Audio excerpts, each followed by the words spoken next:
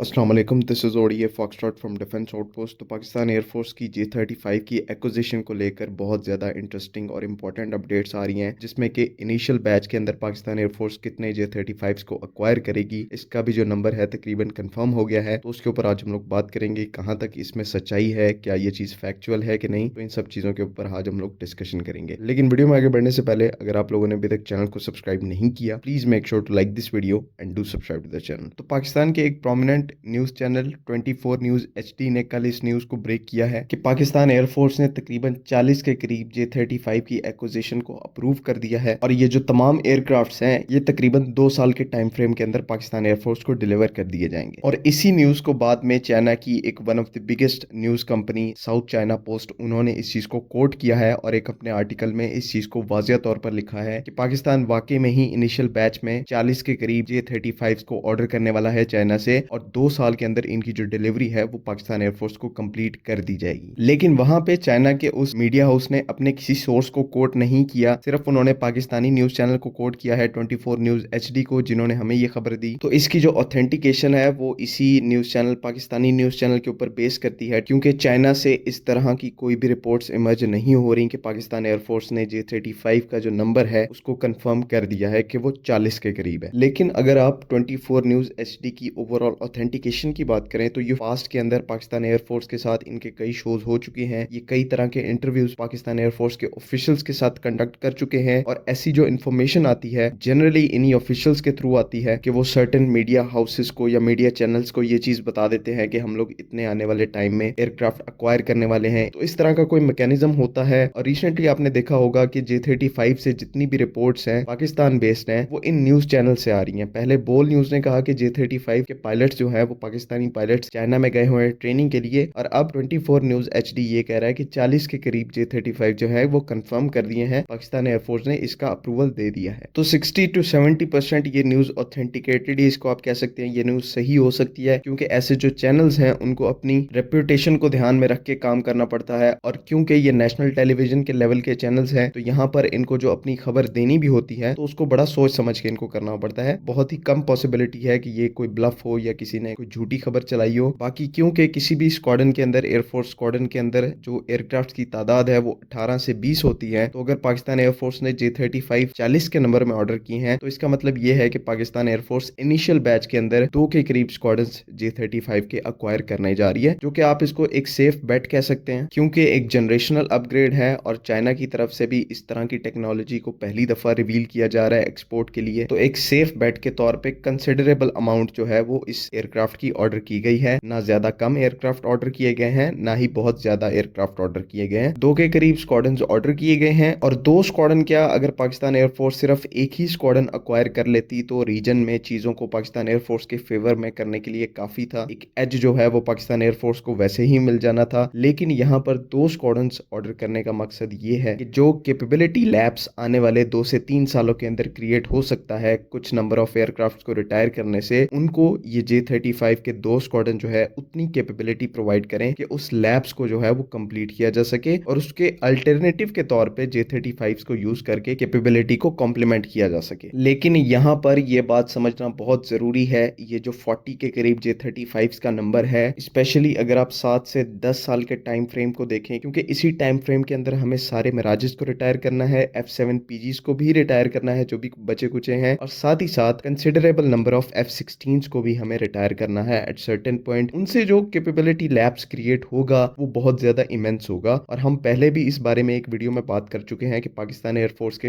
पास 2 से 3 के करीब ऑप्शंस हैं कि किस तरह इसको फिल आउट किया जा सकता है। पहला जो ऑप्शन है वो ऑब्वियसली JF-17 ब्लॉक 3 के एडिशनल नंबर्स को ऑर्डर करना, तकरीबन 100 के करीब JF-17 ब्लॉक 3 को ऑर्डर करके सर्विस में रखना अलोंग विद JF-17 ब्लॉक 1 और ब्लॉक 2। उसके अलावा J-10C के एडिशनल जो ऑर्डर्स हैं वो भी इस चीज का कहीं ना कहीं हल हो सकते हैं कि J-10C के भी अगर 4 से 5 जो स्क्वाड्रन्स हैं पाकिस्तान एयरफोर्स उनको सर्विस में लेती है तो ही हम लोग अपनी स्क्वाड्रन स्ट्रेंथ को मेंटेन कर सकते हैं। लेकिन यहाँ पर सबसे जो अक्लमंद अप्रोच होगी वो यही होगी कि हम लोग 4th जनरेशन या फिर 4.5 जनरेशन को अभी के लिए स्टॉप करें, जितने हमने नंबर्स को अक्वायर कर लिया है उनको उनसे सर्विस लें अपनी, और आने वाली जो फ्यूचर प्लानिंग है उसके अंदर 5th जनरेशन को प्रेफरेंस दें। हमारे जो इंडिजिनस CFX प्रोजेक्ट है उसको भी प्रेफरेंस मिलनी चाहिए, क्योंकि एक तो ये आने वाले बहुत ज्यादा टाइम के लिए एप्लीकेबल रहेंगे या फिर रेलेवेंट रहेंगे, और साथ ही साथ जो एक जनरेशनल अपग्रेड भी हमें चाहिए हमारे पुराने एयरक्राफ्ट से, मिराजेस से, वो भी स्टेल्थ एयरक्राफ्ट पर जब हम शिफ्ट करेंगे तो कैपेबिलिटी वाइज भी बहुत बड़ा बूस्ट मिलेगा। तो अप्रोच तो जो सबसे बेस्ट है वो यही है कि आप 5th जनरेशन एयरक्राफ्ट को प्रेफरेंस दें, लेकिन इस अप्रोच के अंदर एक तो जो आपकी प्लानिंग है उसमें आपको एक एज तो मिलेगा, लेकिन